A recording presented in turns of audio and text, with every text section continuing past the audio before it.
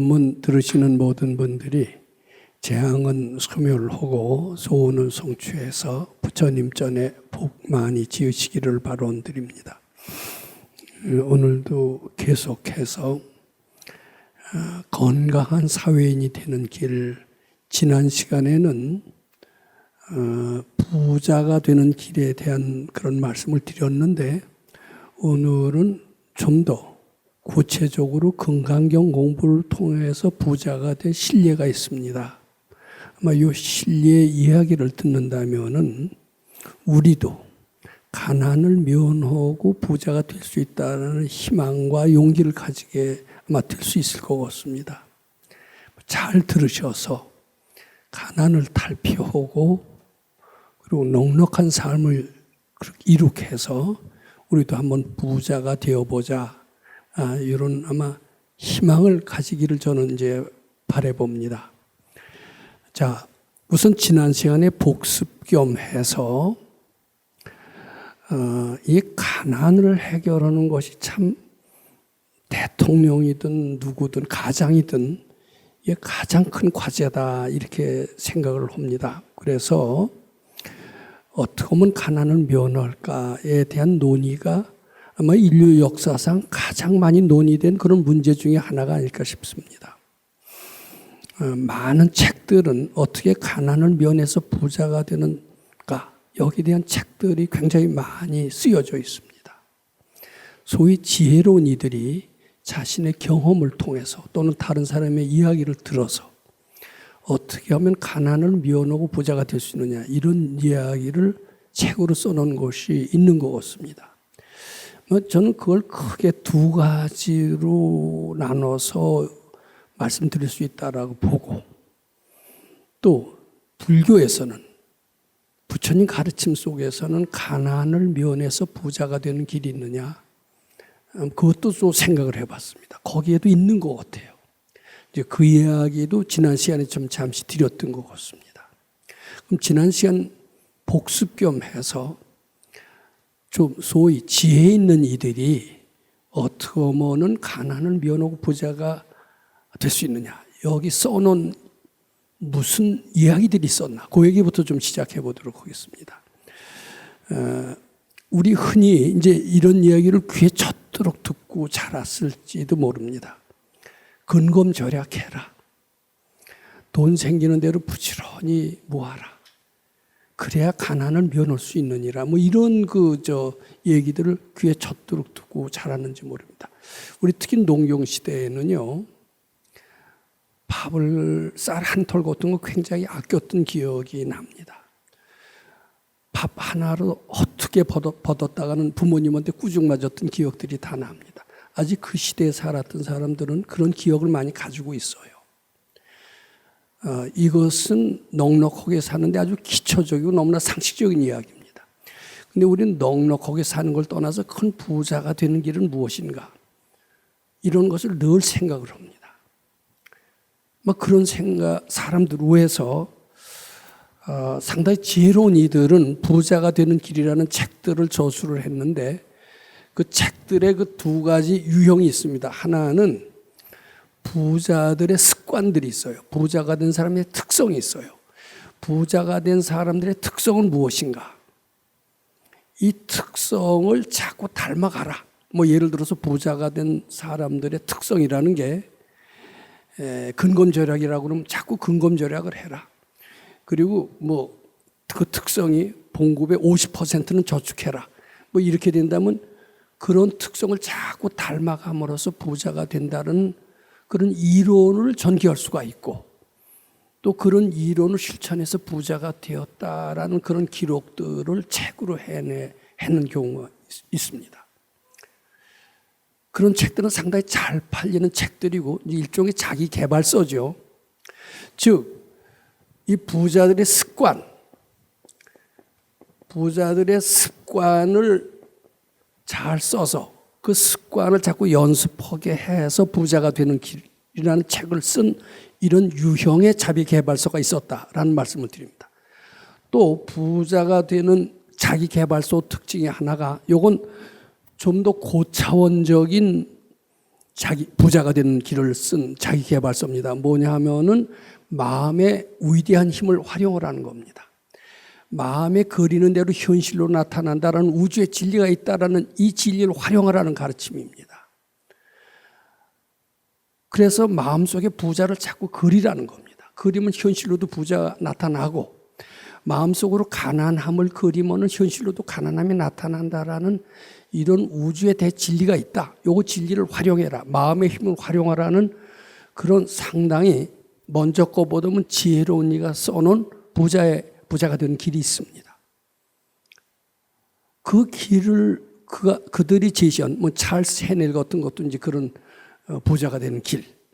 근데 특히 미국을 중심으로 부자가 되는 길을 써놓은 자기계발서들은 한결같이 개인의 노력보다도 마음의 힘을 활용하는 쪽에 그런 방향에 초점을 두어서 쓴 책들이 많습니다. 아마 이것이 부자가 되는 자기계발서의 두 가지 유형이 아닐까 이렇게 생각을 합니다. 그럼 그런 거 말고 또 있느냐? 저는 지난 시간에도 말씀드렸지만 금강경 공부법으로 부자가 되는 그런 신뢰가 있다라고 말씀드리고자 합니다. 이것은 어떻게 보면 최초로 제안하는 특이한 부자가 되는 길인지도 모릅니다. 근데 이 부자들의 습관을 그대로 담는 식의 연습을 하는 길. 그리고 요거는 부자들의 습관을 그대로 연습하는 게 아니라 마음속으로 부자를 그려서 현실로 부자가 되게 하는 그런 길. 이것이 공통점이 있습니다. 뭐냐면 자기를 일단 가난하다라고 전제하는 겁니다. 가난하니까 부자가 되고 싶으니까 부자들의 습관을 그대로 연습을 해서 즉 부자를 닮으려고 해서 부자가 되려고 하는 겁니다. 즉 자기 자신을 가난하다라고 전제하는 그 대전제가 깔려 있어요. 이 두 번째 것도 마찬가지입니다. 마음속으로 부자를 그림으로써 자꾸 그리고 잠재의식이 고지될 때까지 자꾸 그리면은 결국은 현실로도 그게 나타난다는 그런 논리인데 그것 역시 자기가 가난하다라는 것을 전제로 하고 있습니다. 자기가 가난하다라고 이미 전제하고 있으면은 부자의 그림을 자꾸 그리려고 해도 어려워요. 그래서 이 방법이나 시도는 많이 해보지만은 효율적인 면에서는 이것이 훨씬 낫습니다. 그리고 부자가 된 신뢰가 굉장히 많습니다. 그렇지만 둘 다 자기를 가난하다라는 전제하에서 출발하기 때문에 부자를 달성하는 데는 아주 용이하지 않다. 이렇게 말씀드리고자 합니다. 자, 그러면은 금강경, 즉 부처님 가르침에서 부자가 되는 법을 제시하고 있다고 하는데 나는 금시초문이다. 독실한 불교 신자고 불경을 훤하게 알고 있어도 부처님께서는 부자가 되는 법을 말씀하시지 않았다. 아마 이렇게 얘기하시는 불자들이 굉장히 많을 거로 합니다. 저는 부처님의 가르침, 그 중에서도 굉장히 부처님의 가르침 중에 가장 핵심적이라고 할 수 있는 금강경 가르침을 통해서 부자가 될 수 있다라는 지혜로운 말씀을 하신 훌륭한 선지식이 있었습니다. 그 선지식을 밑에서 몇 년을 공부를 하고 실천을 해본 결과 금강경을 통해서 즉 부처님 말씀입니다. 부처님 말씀 중에서 대승경전 중에 하나인 금강경을 가르침을 통해서 부자가 될 수 있다라는 그런 확신을 갖게 됐고 또 그분의 가르침대로 그대로 실천해서 부자가 된 신뢰가 있어요. 신뢰가 없는 이론만 갖고서는 아무리 주장한들 믿어주지가 않습니다. 오늘은 요 세 번째 금강경 가르침을 통해서 부자가 될 수 있다라는 이론도 말씀드림과 동시에 그것을 실천해서 부자가 된 신뢰가 있다라는 것도 같이 말씀드리고자 하는 겁니다. 자, 요 세 번째 즉 부처님이 말씀하시는 부자가 되는 길, 이것이 무엇인가 하면요. 요 둘은 우리 자신을 열등한, 즉 가난한 존재로 생각하고 부자를 지향하는 존재로 생각하고 어떤 형태로 노력을 하든지 그림을 그리든지 이런 게 필요해요. 근데 요 금강경으로 통해서 부자가 되는 길이 있다면 우리는 본래 부자다. 우리는 본래 전지전능하다. 부처님과 똑같이 위대한 존재라고 출발하는 겁니다. 그러니까 출발부터가 다릅니다. 출발부터가 본래 부자라는 것을 인식하고 출발한다는 데서 상당히 다릅니다. 근데 왜 우리는 지금 가난하고 직장을 찾고 돈벌이를 찾고 왜 그러느냐? 왜 이렇게 굶기가 더덕더덕 붙어서 부처님한테 의지하려고 그리고 거기에 덕을 보려고 그리고 가피에 힘을 얻으려고 하느냐? 그것은 우리 본래 그런 게 아니라 우리는 부처님과 같이 참 위대하고 전지전능한 존재였는데 까마득한 옛날 언제부터 헷가닥했어요. 그리고선 그 본연의 모습을 잃어버리고 스스로를 불쌍하고 가련한 존재로 생각하면서 그렇게 생각하는 결과 현실도 그렇게 만들어졌고 고달픈 생활을 하게 되었다라는 겁니다. 이것은 불교의 공통적인 부처님의 가르침에 아주 가장 기초라고 할 수 있는 그런 아주 보편타당한 불교의 기본입니다. 깨닫는다는 게 뭡니까? 수도라는 게 뭡니까?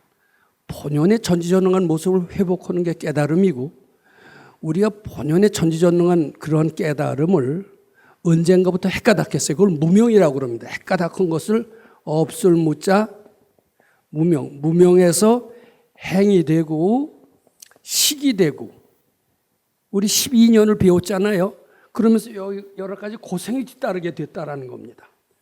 그러면은 우리 마음속에 탐진치로 이제 무명으로 인한 탐진치가 생겼다면은 탐진치를 소멸함으로써 본연의 모습을 되찾을 수 있는 것이 수도라고 보는 겁니다. 근데 우리 불교에서는 탐진치를 닫고 죄업을 소멸함으로써 본연의 모습을 찾는 깨달음만 강조했지 그것이 수도하는 과정에서 부자도 되고 행복한 사람도 되고 능력 있는 사람도 되고 지혜로운 사람이 된다는 얘기는 간과하고 그냥 깨달음 하나 본연의 모습으로 가서 전지전능한다는 얘기만 강조한 나머지 현실 생활에서 부자가 되고 행복하고 되고 이런 것은 다 잃어버렸어요. 근데 그런 게 없는 게 아니에요. 그런 게 있다라는 것 있어요. 있고 그것이 부처님 가르침의 중요한 것 중에 하나입니다. 근데 옛날에 농경시대에는 부자가 되려고 하는 사람이 그렇게 별로 없었어요.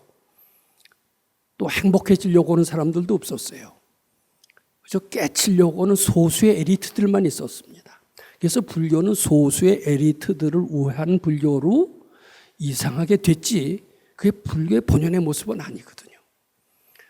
자, 우리 그러면 부처님이 얘기하시는 부자가 되는 길은 너무나 우리가 많이 들었던 얘기인데 잃어버리고 있었던 간과하고 있었던 그런 얘기다라고 일단 봐야 됩니다. 즉 우리 마음속에 거지 마음이나 도둑의 마음만 없는 줄만 안다라면 그것이 바로 본연의 모습을 되찾는 길이기도 하고 본연의 모습을 되찾는 것은 전지전능만 되는 게 아니라 부자고 행복이고 지혜이고 능력이 있고 다 포함된다. 이렇게 말씀드릴 수 있는 겁니다.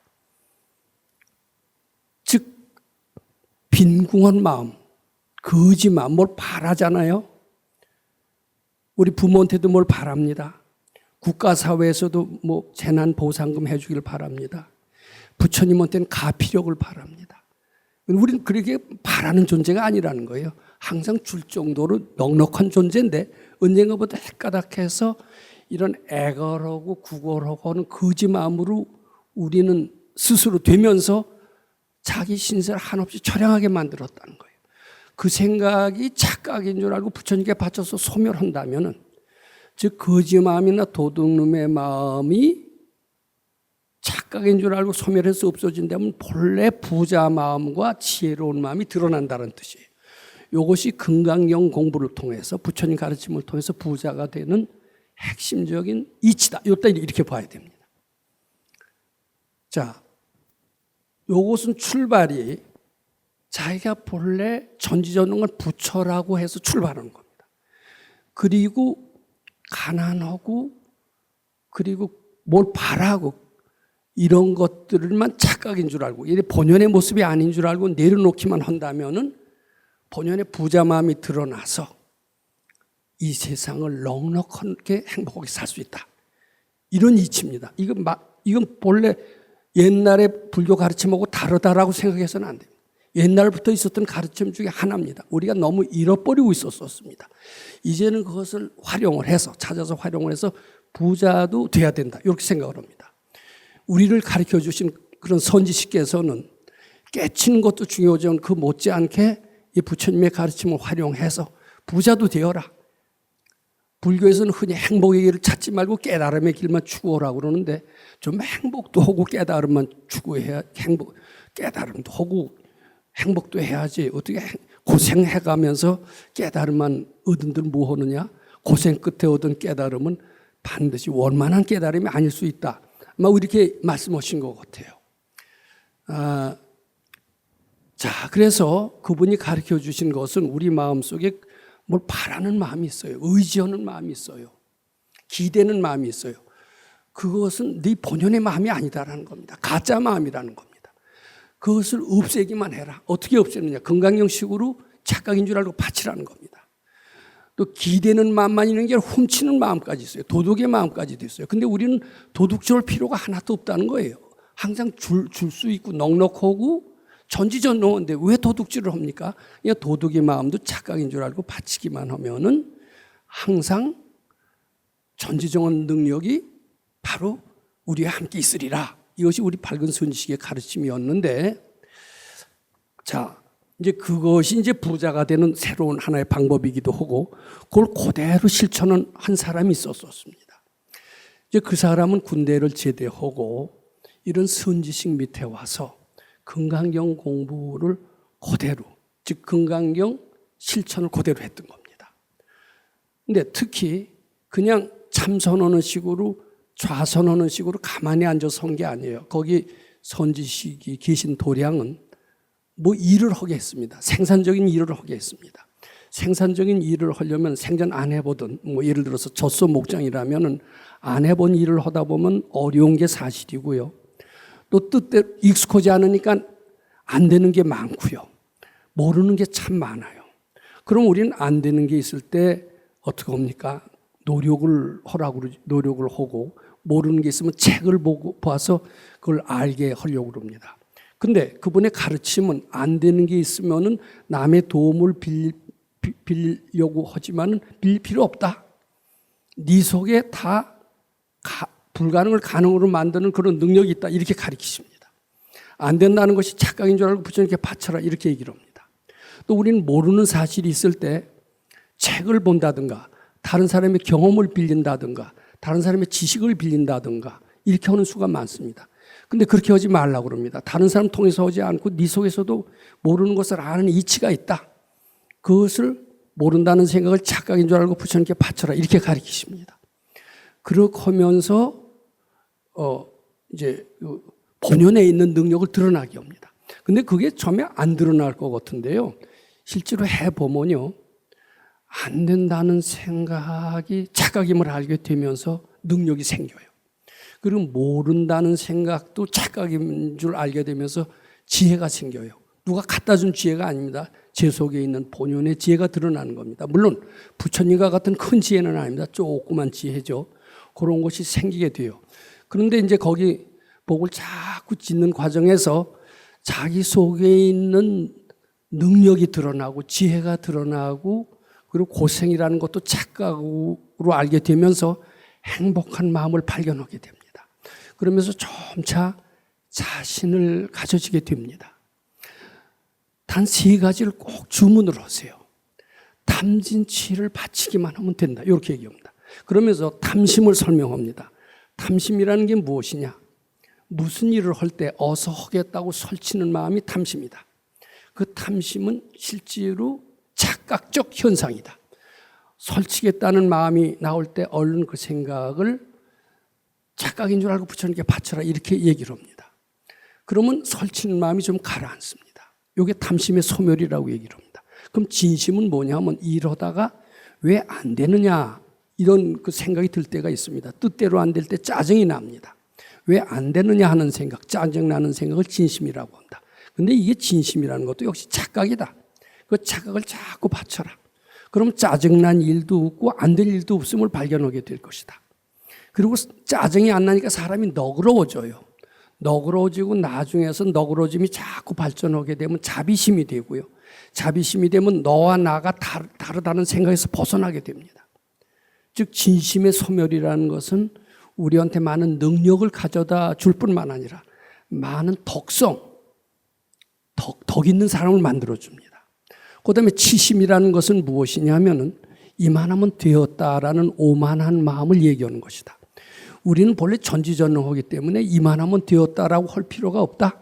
이만하면 되었다라는 것은 전지전능한 조물주 입장에서는 있을 수 없는 일이다. 이만하면 되었다라는 오만한 생각, 이것은 착각인 줄 알고 자꾸 부처님께 바쳐라. 이것을 집중적으로 가르치셨습니다. 그래서 그 사람은 군대에서 제대하고 우선 2년 동안 궁한 마음, 거지 마음을 바치고 또 무슨 일을 할 때 어서 하겠다고 설치는 마음, 하다가 잘 안 되면 짜증나는 마음, 또 조금 성취를 이루면 이만하면 됐다 하면서 자만하는 마음을 다 바치는 연습을 부지런히 했습니다. 그 공부한 것은 사회에 나가서 유능한 사람이 되는 길을 가기 위한 과정이었습니다. 거기 마냥 있게 하지를 않으셨습니다. 그이는 2년인가 하다가 수도장을 떠났습니다. 그 가르침을 현실에서 실천해보고 싶었던 겁니다. 그이가 처음에 마련한 것은 종로 어디에다가 큰 책방을 마련했습니다. 여러 가지 리프린트판, 기존의 도서 이런 것들에서 책방을 했는데 아마 나중에 생각해 보니까 그 책방은 꼭 돈을 벌기 위한 것은 아니었던 것 같습니다. 물론 돈도 버는 게 좋겠죠. 그렇지만 그건 돈보다 더 중요한 것이 무엇이냐 하면은 사람들을 모아서 돈도 벌 수 있고 큰 불사를 할 수 있는 준비 과정이었다라고 얘기를 합니다. 책방을 아마 1년인가 2년을 하면서 돈 벌 목적으로 하지 않고 금강경 가르침의 실천을 목표로 했던 것 같습니다. 실천을 목표로 하면서 그 사람들로 하여금 금강경 실천하는 일꾼이 되는 그런 연습을 아마 한 것이 그 책방 했던 그동안의 아마 일이었던 것 같습니다. 특히 우리 금강경 하는 사람들은 보통 다른 불자들하고 틀리게 금강경 실천이 뭡니까? 금강경 제일 첫 번에 3분에 뭐라고 나오느냐면 약보살이 유 아상인상 중생상 수자상이면 즉비보살이니라 이런 표현이 나오는데 아상을 소멸하는 것이 금강경 실천의 가장 핵심적인 그런 기본 요소다 이렇게 얘기해도 됩니다. 그런데 이 아상을 죽이기 위해서는 어떻게 해야 되느냐? 보통 절에서는 부처님한테 절을 하면은 그 아상이 소멸된다라고 얘기를 하는데 우리는 그런 절을 하지 않고 부처님에 대한 절대 공경심을 가지고 자기를 하심하고 낮추는 이런 공부야말로 아상을 소멸하는 공부로 그렇게 배웠습니다. 그래서 그이는 책방을 하면서 아상을 소멸하고 아상을 소멸하는 것이 지혜롭고 행복해지는 길이 아니라 큰 불사를 일으켜서 돈도 만들 수 있는 그런 길이라는 것을 알기 때문에 부처님을 절대 공경하면서 금강경을 실천하는 것을 그 책방에 관계되는 관계자들한테 솔선수범해 가면서 본인도 실천하면서 그 사람들로 하여금 같이 절대 부처님 공경하고 무슨 일을 하더라도 돈 벌기 위한 이기적인 목적으로 하지 않고 부처님 시봉하는 마음으로 해라. 요것을 1년인가 했던 걸로 알고 있습니다. 그러면서 그 10여 명 되는 직원들은 1년 동안 불자로서 아마 거듭나는 금강경 실천 과정을 겪었다. 이렇게 저는 감히 말씀드리고자 합니다. 그분들은 가정이나 그 직장, 거기도 직장이라고 할지인데 그걸 동일하게 생각했던 것 같습니다. 대개는 직장보다도 가정이 더 우선이고요. 그리고 부처님 돈보다는 부처님 가르침을 더 우선했던 거로 이렇게 생각을 합니다. 이 1년을 하면서 어느 정도 이제는 본격적인 사업을 할 때가 되었다라고 아마 그들은 생각했던 것 같습니다. 드디어 1년인가 지난 뒤에 그들은 출판사를 꾸밀 생각을 했습니다.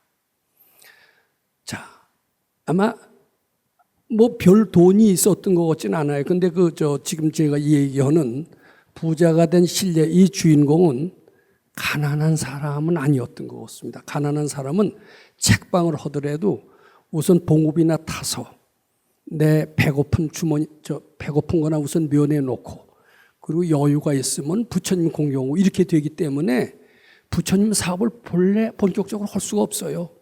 예, 본래 여러 가지 업보가 지중한 사람은 공부할 수 없다라는 게 원칙입니다. 그래서 출판사를 할 때도 물론 돈 벌면 좋죠. 돈 벌면 여러 가지 좋은 일도 할 수 있으니까 좋지만은 돈이 그의 목적이 아니었습니다. 그는 본래 그렇게 궁한 마음이 좀 적었던 편이었던 것 같습니다. 그리고 훌륭한 선지식의 가르침을 받들어서 이걸 하더라도 어떻게 돈을 벌더라도 그것을 어떻게 부처님 시봉하는데 유용하게 쓰느냐 이것이 그의 최대의 목표였습니다. 그이는 그 출판사를 하면서 몇 가지 운영 방침을 아마 제시했던 것 같습니다. 그 아마 운영 방침은 제가 상세히 들어보지 않았습니다만 대개 이런 걸로 알고 있습니다. 바로 선지식에서 배운 그 가르침 그대로였습니다. 무슨 일을 할 때 설치면서 하지 말자. 무슨 말을 하기 전에 말하지 말고 미리 바치면서 말하자. 이 일을 하기 위해서 말이나 설치는 것 하지 말고 원을 세워가면서 스스로 저절로 일이 되게 하자. 아마 이런 것을 첫 번째 아마 회사의 운영 방침으로 삼았던 것 같습니다. 또 그 다음에는 바로 금강경에 나오는 금강경 가르침 그대로입니다. 우리는 안 된다고 하지 말자. 그 회사마다 그런 슬로건이 있습니다. 우리는 불가능이 없다라는 이제 이런 표현을 이런 슬로건을 걸고 회사를 운영하는 사람도 있는데 아마 그이는 뭐 불가능이 없다 뭐 이런 거창한 표현보다도 우리 안 된다는 소리 하지 말자. 안 된다는 생각이 올라올 때 그것을 자꾸 바치자. 그리고 화내고 짜증내지 말자. 서로 내 몸 같이 아끼자. 아마 이런 또 두 번째 원칙을 세웠던 것 같습니다. 그리고 이제 이번에 아주 특징입니다. 드러내지 않는 것. 이것이 특징입니다. 그래서 우리 웬만큼 성공했대 하더라도 이만하면 되었다라고 하지 말자. 과시하려고 하지 말자. 이름 내려고 하지 말자. 오로지 부처님 기쁘게 해드리기 위해서 하자. 이런 세 가지, 즉 탐진치를 소멸하는 세 가지 원칙에다 하나를 더 추가시켰던 것 같습니다. 이제 그것은 뭐냐 하면은 아마 이게 화엄경에 있는 말인 것 같아요. 천지는 한 뿌리요. 모든 만물은 한 몸이다. 이래 갖고서는 서로 한 몸처럼 사랑하자. 이런 네 가지 원칙을 가지고 그 회사를 출발시켰습니다. 즉 자기는 사장이지만은 사장이라는 아주 그 지배자의 역할을 하지 않았습니다. 똑같이 하심하고 드러내지 않고 솔선해서 일하고 따뜻하게 배려해 줬습니다. 그러니까 거기 있는 직원들은 그저 한 몸 한 마음이 됐습니다. 자, 그래서요, 예를 들어서 자, 우리 책을 하나 나왔어요. 그럼 한 사람한테 분담을 합니다. 당신 책 100권 팔아오셔. 그럼 보통 회사 같으면 수당 얼마나 줘요? 100권 팔려면은 뭐 인센티브 얼마나 줘요? 요거 따지죠. 뭐 등등 이렇게 하면서 요를 핑계대고 저를 핑계대고 수 틀리면 나 사표 쓰고 나가고 이렇게 됩니다. 근데 거기에서는요 100권 팔아온다는 게 쉬운 게 아니거든요. 군대식이었어요. 그게 통했어요. 그대로 실천을 했습니다. 전 사원이 한 몸, 한 마음이 됐던, 그리고 일사천리로 움직였습니다. 저는 금강경 실천을 잘해서 아상이 죽은 집단이라면 그것은 충분히 가능했다라고 생각을 합니다. 그리고 늘 안 그런 직원들도 있었겠지만 어떻게 보면 이 출판사를 굴지의 출판사로 만들까? 그 개개인이 다 그런 한 마음으로 되어 있었던 것 같습니다. 그럼 거기서 지혜가 나와요. 그래서 불과 시작한 지 얼마 안 된 뒤에 그 출판사는 급속도로 성장을 하기 시작을 했고 드디어 한국 출판업계 최초로 100만 부 달성하는 단행본을 만들게 됐습니다. 그러면서 일약 그 출판사는 출판사에 아주 대북격으로 떠올라서 많은 매스컴들이 집중적으로 이 금강경 공본 이 신뢰, 제가 이름을 여기서 밝히지 않겠습니다. 안 밝히는 게 좋을 것 같아요. 그한테 인터뷰를 요청했습니다. 자, 그때 그 인터뷰 다 거절했습니다. 이만하면 됐다라는 생각을 내가 하지 않는다. 아직은 자랑할 때가 아니다. 모든 인터뷰 다 거절하고 자기 드러내지 않는 그 마음을 그대로 유지했습니다. 더 재밌는 이 출판사가 더 커진 그 하나의 신뢰가 있어요. 이게 어느 정도 커지면은요, 이제 고대에는 어떻게 되느냐면 그 자리를 자기 아들한테 물려주거나 자기가 끝까지 하거나 뭐 이렇게 욕심을 부리지 그걸 후계자한테 물려준다는 것은 있을 수가 없습니다. 근데 그이는 출판사가 상당히 커지고 안정이 되고 국내 정상급의 출판사가 된 뒤에 이제는 내가 여기에 올인해서는 내 공부 못하겠다. 나는 우리 선지의 가르침을 따라서 공부하는 것이 더 최대의 목적이니까 돈 버는 것이 목적이 아니다.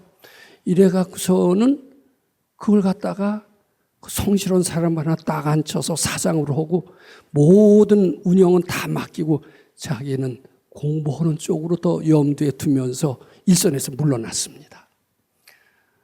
우리가 생각하기에 출판사의 매출액이 얼마가 되는지 모르지만 사장의 연봉도 별거 아닐 것이다 이렇게 생각을 하실지 모릅니다. 제가 어느 때 물어봤어요. 사장의 연봉이 8억이라면은 이 정도 기업이면 중소기업에 속하느냐 대기업에 속하느냐고 그랬더니 중소기업 치고는 그 출판사는 물론 겉으로 보기엔 중소기업입니다. 직원 수도 그렇게 많지가 않고 물론 100명은 넘습니다만은 그렇게 커 보이지가 않는데 그 사장의 연봉이 8억이라면 중소기업에 그런 게 없거든요. 근데 사장을 8억을 줄 정도로 커졌어요. 근데 그렇게 사장을 8 정도로 줄 정도면 그 창업자는 더 많은 수익이 있을 거라고 뭐 예상할 수가 있는데 그것을 자기가 갖지 않고 공부하는 쪽으로 그 자기는 물러서면서 그한테 다 맡겼던 겁니다. 이제 그것이 바로 무슨 정신이냐 하면은 바로 금강경 정신과 똑같아요. 천지동근 만물일체. 네 이익이 바로 내 이익이다. 아마 이런 운영 방침을 가지고 한 회사가 국내에 있는지 없는지 모르겠습니다. 근데 그 회사는 그렇게 했어요. 그러니까 누가 보기에는요, 그 출판사의 매출액은 국내 2위 되는 출판사의 매출액의 2배가 될 정도로 컸다고 그럽니다. 그렇게 돈 잘 벌고 바쁜 출판사지만 그이는 바쁘게 설치는 모습을 한 번도 본 적이 없습니다. 매스컴에 일체 드러나는 적이 없습니다. 조용히 앉아서 아무것도 안 하는 것처럼 보이지만은 다 할 일 다 철저히 하고 댕기는 것이 그의 특징인데 그게 바로 지혜를 써서 하기 때문에 핵심적인 일만 딱 처리하면은 나머지는 그게 설치지 않아도 된다는 그런 지혜로운 가르침, 즉 그것이 금강경 가르침의 특색이라고 봅니다만은 그러한 가르침을 실천한 결과다 이렇게 보는 겁니다. 그이는 사원에 대해서 거기서 그치질 않았던 것 같습니다. 유능한 사람은 해외 유학까지 보내요. 난 이런 회사가 참 많이 생기는 것이 좋을 것. 이거 자기 가족이기 전에는 그저 너 잘했으면은 봉급 많이 주면 되고 인센티브 더 주면 되지 유학까지 보내줄 필요가 없거든요. 근데 유학까지 보내주고 봉급도 많이 줄 정도라면 그의 인격이나 덕성도 알아볼 만하지만은 그런 것들이 또 회사가 잘 된다는 걸 보면은 그런 인품은 상당히 잘 되는데도 굉장히 도움이 된다. 이런 것으로 아래가 알 수 있습니다. 자, 그래서 그 회사는 자꾸 성장을 했습니다. 그렇다고 그이는 조용히 사장한테 맡겨놓고 뒤에 가서 놀았던 게 아니었습니다. 그의 또 그 운영 방침이 빛나는 하나의 또 일화가 있습니다. 근데 이게 사람을 너무 믿은 것도 아마 문제지. 이렇게 이제 믿고 누구한테 이제 맡겨놨는데 알고 봤더니 나중에 사고가 났어요. 사고가 났고 아마 사장이 부주의했는지 뭘 했는지 회사에 상당히 아마 손해를 끼쳤게 됐던 것 같아요.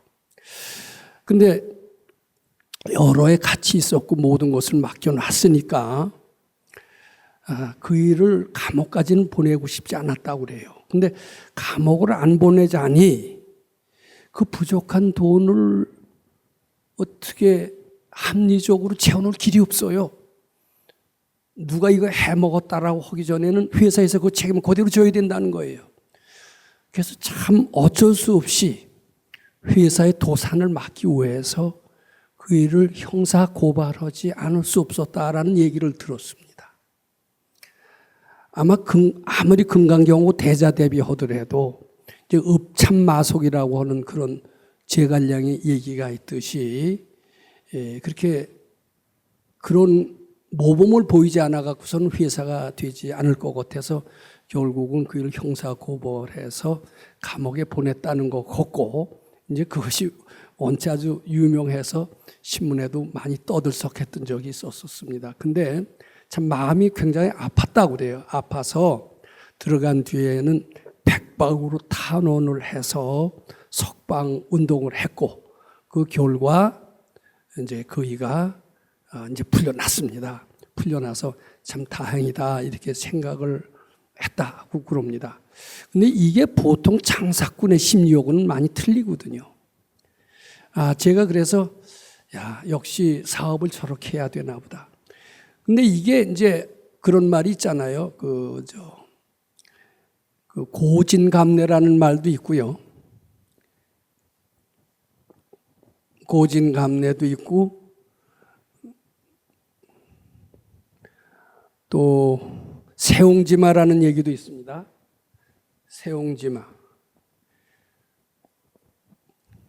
세옹지마라는 얘기도 있는데 그때 이제 가장 믿을 수 있는 그 지원을 형사고발하게 된 것은 얼마나 가슴이 아픕니까? 그리고 회사가 아마 휘청할 뻔했다고 그러는 것 같아요. 이제 그래서 결국은 안 보낼 수가 없었고 나중에 이제 사면 요청돼서 이제 풀어놨는데 그런 고통스러운 순간이 지나고 나는데 매출액이 50%가 더 뛰었대요. 그래서 그랬습니다. 이게 액땜을 했고, 그리고 바로 나쁜 일 뒤에는 바로 좋은 일이 온다라는 그런 신뢰였구나.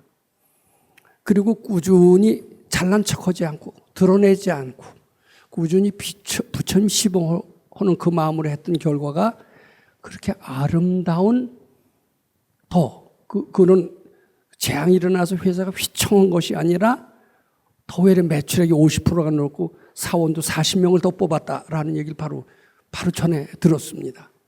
그래서 저는 이게 바로 금강경을 실천하면서 수도할 거 다 해가면서 돈에서도 부자는 아니지만 그 사장을 연봉을 8억 정도 줄 정도고 출판사 이화의 매출액이 2배가 이상 되는 굴지의 출판사라면은 그이는 부자를 원하지도 않아요. 그죠? 그렇지만 마음에 가난한 구석은 하나도 없고 마음만 먹으면 어떤 불사도 할 수 있는 그런 여유 있는 사람이 된 것만은 틀림없는데 그렇게 된 배경이 무엇이냐? 그것은 여기서 얘기하들은 부자들의 습관 숭례에서도 안 되는 거고 또 마음의 부자를 그림으로 해서 되는 것도 아니었다. 이 둘은 둘 다 열등한 가난한 사람이라고 출발하는 데서 부자가 되는 어려움이 있었던 것인데 금강경하는 방법은 부처님 가르친 그대로 전지전능하다라는 자신감에서 출발을 했고 자신감을 연습하기 위해서 도인 밑에서 궁한 마음, 거지 마음을 해탈하는 훈련을 받았고 그리고 사업 성공을 위해서 사원들의 일체감을 조성하기 위해서 부처님 절대 공경심으로 모범을 보였고 그리고 회사를 하더라도 돈 벌기 위해서 하는 게 아니라 부처님 절대 공경심을 바탕으로 해서 모든 재산을 사원과 사장이 공유하고 그리고 수도장으로서 그것을 발전시키기 위해서 했던 것이 이런 아름다운 결과를 초래하지 않았나. 저는 그런 산신례를 보면서 금강경 가르침의 위대성을 다시 한번 실감하게 됐습니다.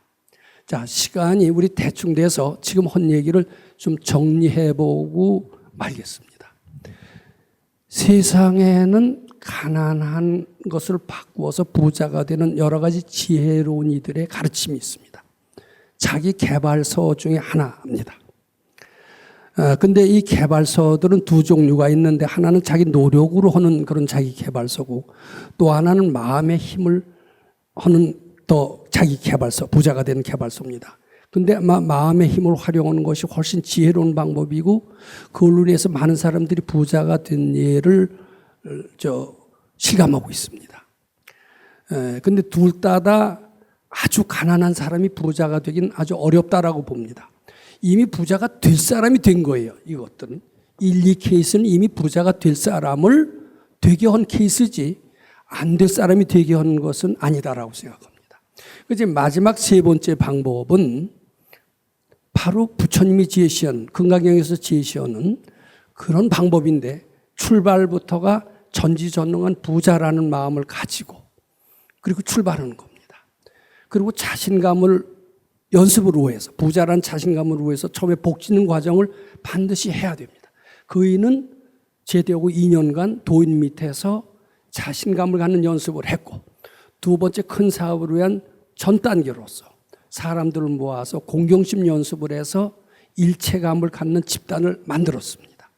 그리고 돈 벌기보다도 부처님이 시봉하고 많은 사람들한테 이 좋은 가르침을 피고 또 수도와 사업이 둘이 아닌 것을 보이기 위해서 자기 자신을 철저히 드러내지 않고 사업을 실천했던 결과 굉장히 괄목할 만한 성장을 이루었고 괄목한 성장을 이루었음에도 불구하고 티내지 않았다. 재앙이 일어났지만 재앙에 굴하지 않는 것도 배웠고 그 사람을 용서하는 것도 배웠고 그 사람이 둘이 아닌 것을 배움으로써 수도와 사업을 같이 공존하고 할 수 있는 위대한 신뢰를 남겼다. 우리도 아주 가난하지만 처음에 복 짓는 연습을 하고 훈련을 받고 덕을 쌓으면 금생에 안 될 부자도 아주 큰 부자는 아니더라도 우리 큰 부자를 원하지도 못하죠. 넉넉한 삶을 충분히 살 수 있다. 이렇게 말씀드리고자 합니다. 감사합니다.